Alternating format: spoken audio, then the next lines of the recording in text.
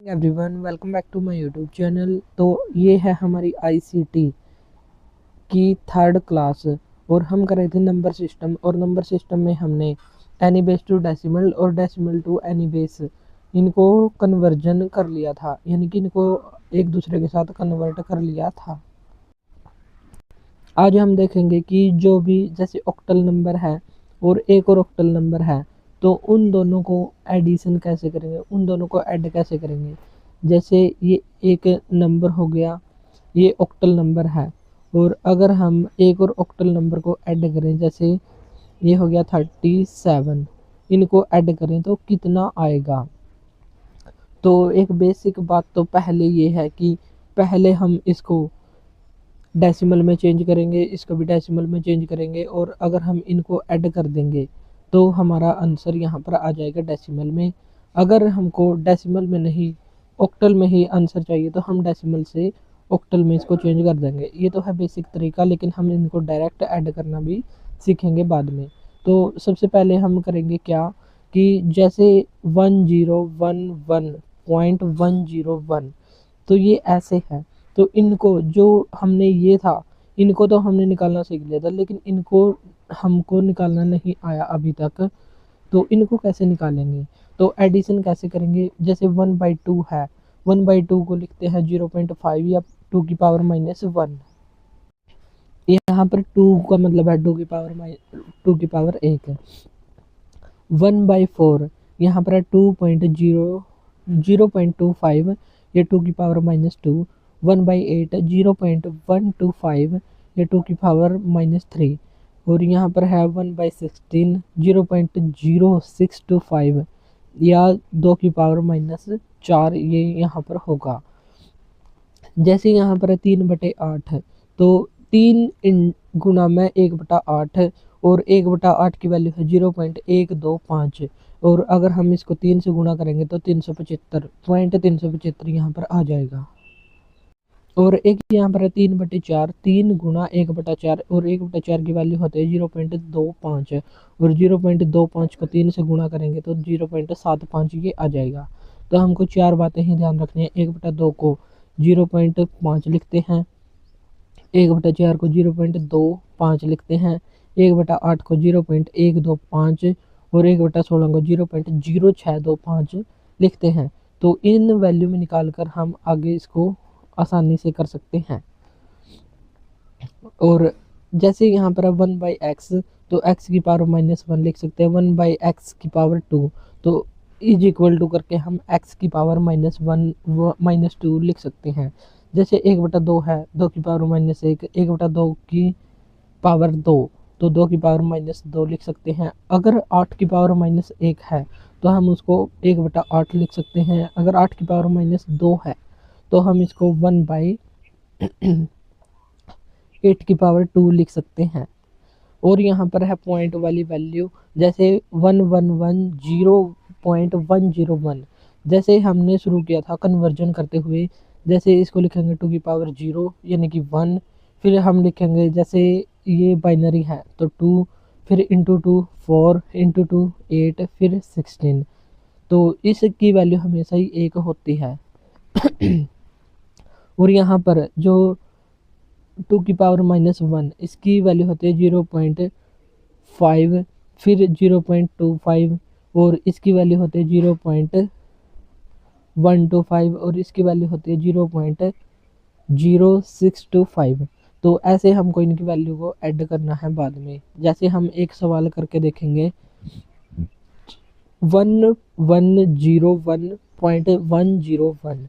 जैसे यहाँ पर है पॉइंट से पहले 2 की पावर 0, 2 की पावर 1, 2 और 3, तो यहाँ पर 0 वाला कट जाएगा, तो 1, और ये 2 की पावर 2 यानी कि 4, और 1 4, और 2 की पावर 3 यानी कि 8, और 4 12, और 1 13, 13, तो ये आ जाएगा।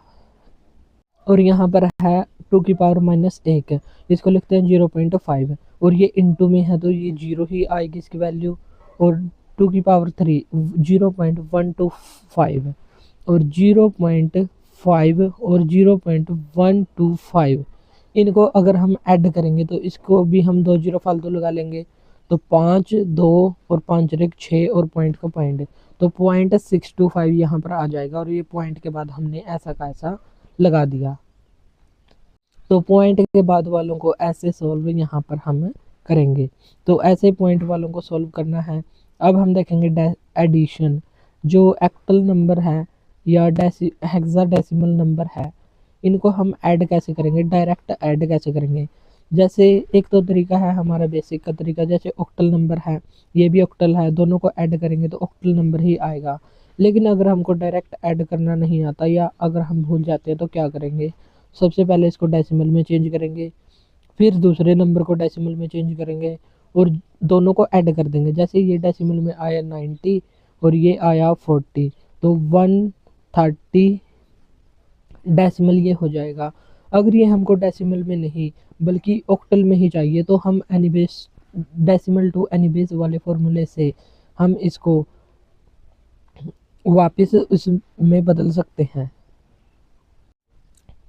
तो वापस ये ऑक्टल नंबर में आ जाएगा और फिर हम अपना आंसर देख सकते हैं। अगर हमको ये डायरेक्ट ऐड करना हम भूल जाएं तो। और ऐसे ही करना है हमको हेक्साडेसिमल में। हेक्साडेसिमल का जो बेस होता है वो होता है 16 और ऑक्टल का बेस होता है 8। अगर हमको ये 8 ना हो, अगर हमको 5 दिया हो, अगर हमको यहाँ पर 4 दिया हो, अगर हमको यहाँ पर 9 दिया हो, तो हम कैसे करेंगे, तो भी यही फॉर्मूला लगेगा। चलिए हम इनको डायरेक्ट ऐड करके देखते हैं एक बार। तो यहाँ पर है एक क्वेश्चन, 124 की पावर इसका बेस है 8 और 165 का बेस है 8, यानी कि इन दोनों का बेस इक्वल है। तो हम इनको ऐड करेंगे। अब तो हमने इनको ऐड किया तो 5 और 4 9 यहाँ पर आ गया। लेकिन ऑक्टल का बेस होता है 8 और यहाँ पर 7 तक की गिनती ही होती है, 0 1 2 3 4 5 6 और 7 तक, यानी कि 7 से बड़ा आए तो हम उसको ऐसे चेंज करेंगे। तो 8 जाओ, जिसको चेंज करना है उसको बीच में और जो बेस है उसको यहाँ पर, तो 8 एकम 8 और हासिल रह गया 1। जो रिमाइंडर होगा, रिमाइंडर को हम नीचे रखेंगे और जो भी यहाँ पर आएगा क्वोशंट, क्वोशंट को हम रखेंगे ऊपर। तो ये हमने ऊपर रख दिया तो 1 यहाँ पर आ गया। अब 1 और 2 3 और 6 9 9 दोबारा से आया, तो 9 का यही प्रोसेस है ऑक्टल में। तो एक यहाँ पर आ गया और एक यहाँ पर। अब 1 2 और 3, तो 311, ये हमारा राइट आंसर यहाँ पर हो जाएगा। ऐसे ही एक और क्वेश्चन है, एक और क्वेश्चन को हम देखेंगे। 144 का बेस है 8 और 175 का बेस है 8 है, इनको हम कैसे ऐड करेंगे। तो 5 और 4 9, 9 में हमने देखा था कि एक नीचे जाएगा और एक ऊपर। 7 और 4 11 और एक 12, 12 ये है ऑक्टल नंबर। ऑक्टल नंबर में हम 12 को ऐसे करेंगे जैसे 8 बेस है, 8 एकम 8 और हासिल रह गया 4, जो भी शेषफल रहेगा वो आएगा नीचे। तो 4 नीचे आ गया और ये 1 ऊपर आ गया और 1 2 और 3, तो ये 3 यहाँ पर हो गया। तो 341 यहाँ पर हमारा राइट आंसर हो जाएगा। अब हम एक हेक्साडेसिमल को भी करके देखते हैं। जैसे हमने ये विधि है ये इस्तेमाल क्यों की, जैसे यहाँ पर है, अगर हम किसी का बेस 9 है और किसी का बेस 9 है और दोनों को हम ऐड करेंगे, अगर यहाँ पर 10 आ जाए तो 10 तो इसमें होता ही नहीं। तो इसके लेवल का बनाने के लिए हम इस विधि का इस्तेमाल करते हैं ताकि ये इसके अकॉर्डिंग आ जाए। जैसे यहाँ पर 16 और 16 है, अगर यहाँ पर 15 आए, 15 तो इसमें होता है तो ये ठीक है। अगर 23 आ जाए तो 23 को हम कैसे करेंगे, 23 और बेस है 16 और 16 एकम 16 और ये आ गया 7, तो 7 हासिल का हो जाएगा। तो जो 7 होगा वो नीचे आ जाएगा और एक ये ऊपर चला जाएगा अगले वाले के पास। तो ऐसे हमको करना है सवाल। तो एक और सवाल है यहाँ पर, 4AC की बेस है 16 और 9BF का बेस है 16, बी को लिखते हैं 11, एफ को लिखते हैं 15, सी को लिखते हैं 12 और ए को लिखते हैं 10। ऐसे लिखने के बाद हम इनको ऐड करेंगे। और ऐड कैसे करेंगे, जैसे 12 और 15 ये हो गई 27, 27 तो हेक्साडेसिमल में होते ही नहीं, तो 27 को हम 16 से भाग देंगे तो 16 एकम 16 और 11 हमारा शेषफल बचा, तो 11 नीचे आ जाएगा और जो 1 से हमने भाग किया है वो यहाँ पर आ जाएगा। फिर 10 और 1 11, 11 ऊपर वाले और 11 नीचे वाले, ये हो गए 22। तो 22 भी हेक्साडेसिमल में नहीं आता, तो 22 से भी हम डिवाइड करेंगे। तो 22 को 16 से डिवाइड किया, 16 एकम 16 और 4 और 2 6, तो 6 शेषफल बचा, तो 6 यहाँ पर आ गया और 1 वहाँ पर ऊपर चला जाएगा।